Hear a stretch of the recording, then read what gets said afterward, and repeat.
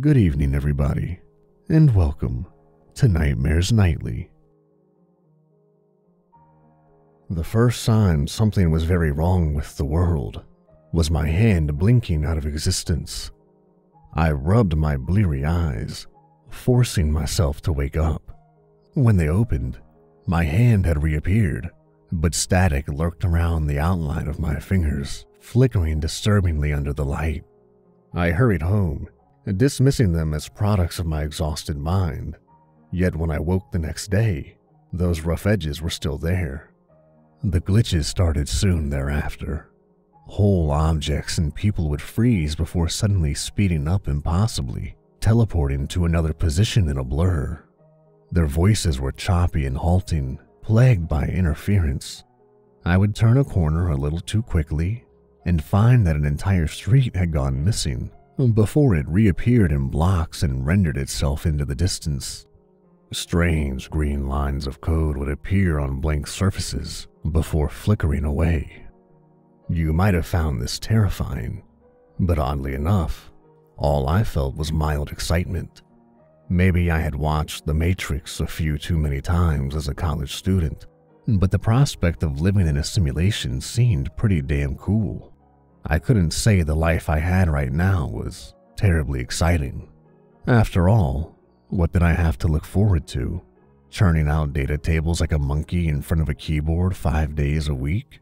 Scrolling through Netflix every evening in search for a reality series I hadn't watched at least 3 times before? Forcing down pints and fake laughter with my supposed friends? Colleagues was a far better label. At that dingy bar opposite the office? Yawn. So the thought of Morpheus appearing to give me my moment of truth was one I relished. For once in my life, it meant change and purpose. It represented a chance to start over, make something new of myself. Would I be the heroic programmer, imbued with incredible powers to fight for justice? Or maybe the nefarious enforcer, defeating those who sought to break the simulation from within? My boss didn't seem to understand this, unfortunately, refusing to give me time off work to hone my hacking skills. But who cared about what he thought when he was just a line of code? All I had to do was wait. The moment finally came 3 weeks after the glitches had first begun. I was in the bar, trying to keep a straight face while Rob pontificated about the importance of going vegan again. He was always so full of shit. I wish I had the guts to tell him that, but he had 50 pounds and 4 inches on me, and I was pretty sure punches hurt the same whether you knew they were imaginary or not.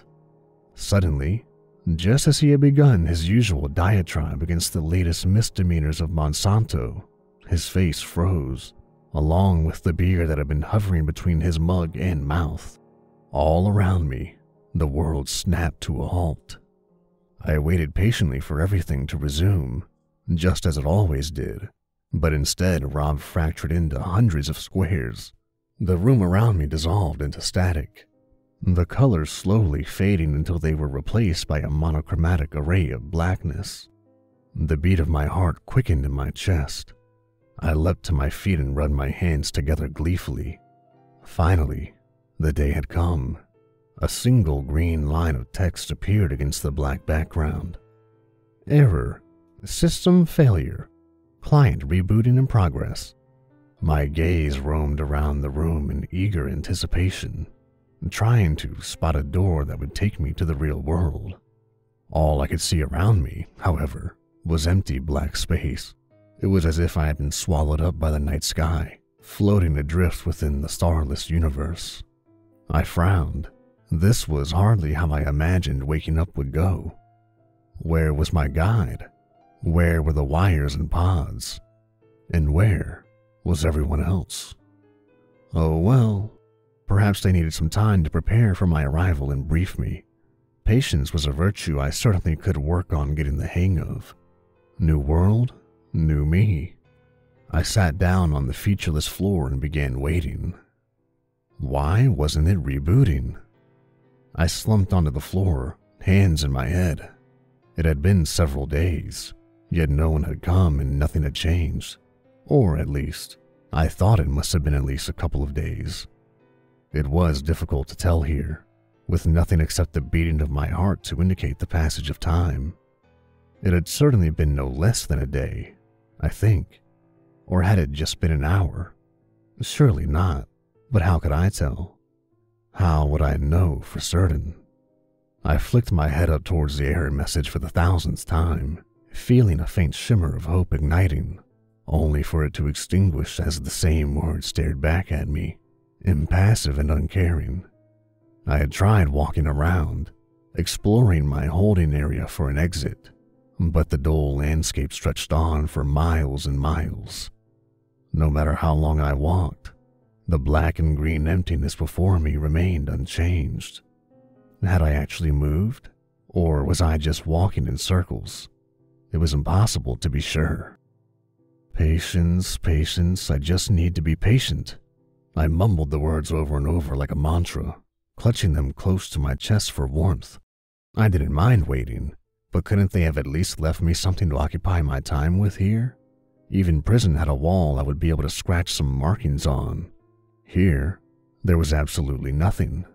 I grasped the hem of my shirt, rubbing my fingers along it as I tried folding it over itself. I got to 7 folds before it became impossible to move further. A faint smile crossed my lips. A new record. I had only gotten to 6 before this. I glanced up hopefully, but once again I was met by the withering glare of those 7 icy words. The ends of the letters seemed to curl upwards, as if taunting me with a mocking smile. Shuddering, I put my arms around my knees, rocking back and forth wordlessly. "Wake up, you lazy son of a bitch. Stop sleeping." I hollered until my lungs were raw and my throat was on fire. The open palm of my hand cracked into my cheek for the 1000th time, sending blood splattering across the floor. Injuries didn't matter.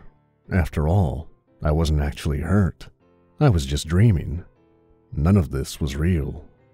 I caressed the flayed skin of my cheek gingerly, chuckling as I felt white-hot pains shoot across my face. This was a pretty impressive dream, all right. It felt so realistic. No wonder I'd actually believed I was in a simulation. It felt like a decade had passed, but that was just my body playing tricks on me.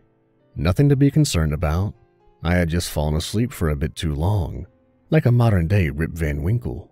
Any second now, I would awake and find myself tucked into my bed, the sun poking over the horizon and shining its rays into my eyes, marking the start of another exciting day of work. All I had to do was wake myself up. I curled up like a coiled spring before exploding out in a spiral as I sent my palms thundering onto my face. With an almighty crack, I screamed and the world went white, feeling myself tumble onto the floor in delirium. When I opened my eyes again, the black and green universe stared back at me coldly. My hands trembled as I clutched the hem of my shirt, instinctively attempting to fold it. My fingers found no purchase, however, the fabric having frayed almost completely. I resisted the urge to bring my hands to my head, to squeeze my brain out, just to accelerate the agonizing wait for my body to wake itself up. I stumbled to my feet, feeling the daze lift from my mind slightly. I could stand. It was time to try again. How long had it been since I had seen the face of someone, gazing upon their smile blossoming like a flower in spring? How long had it been since I had touched another person, feeling their warmth like a campfire beneath my fingers on a cool autumn night? How long had I been trapped here? Days? Years? Centuries? An hour? It was a senseless question. Time had long lost its meaning.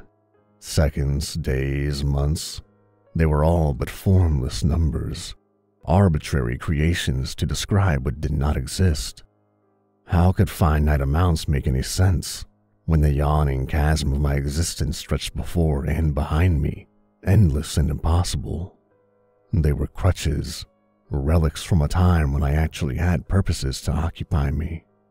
Now, all I had was the black and green bars of my prison, a sweet, Blissful fantasy, the one thing keeping me sane, floated into my consciousness.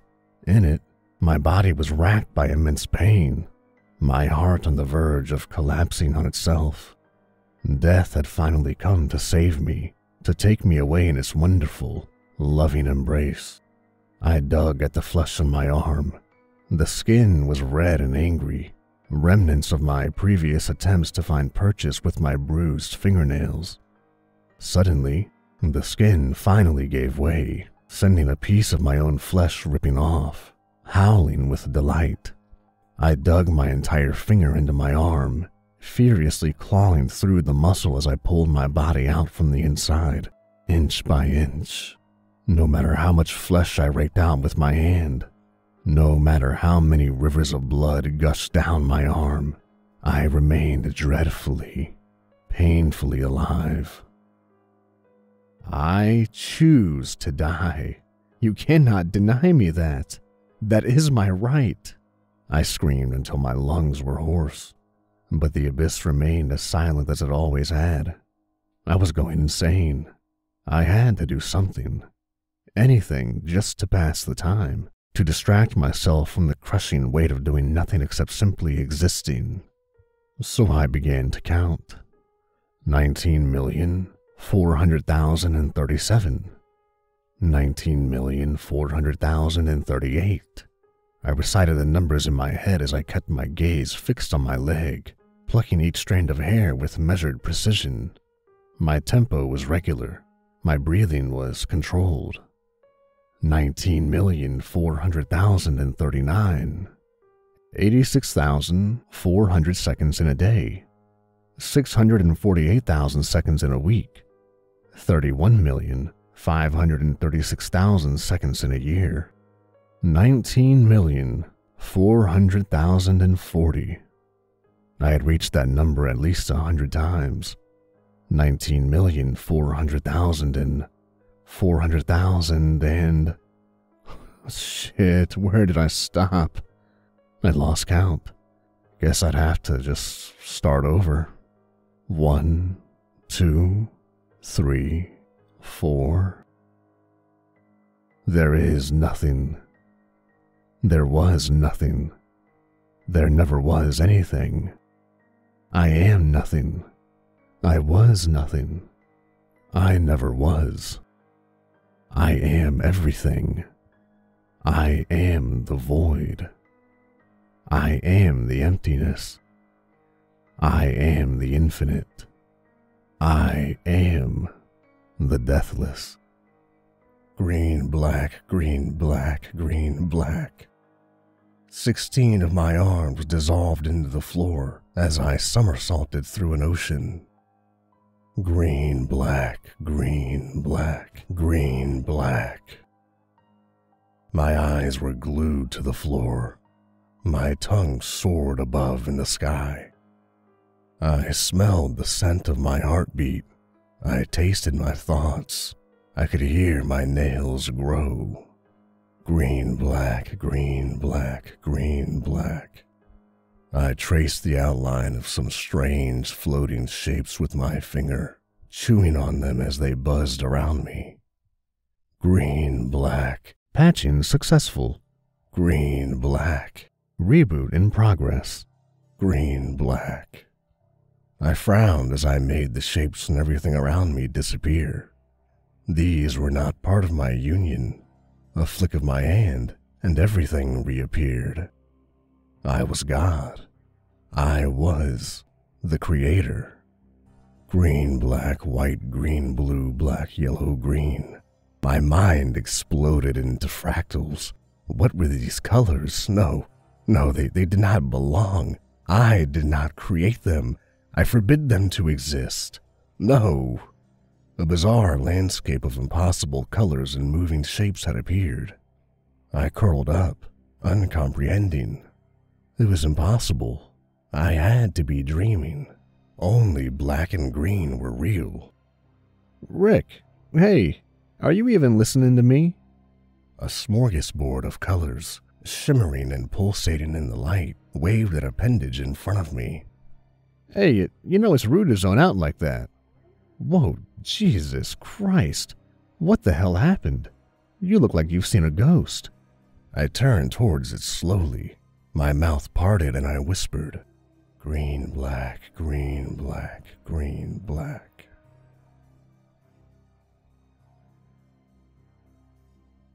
Thanks for listening, everybody.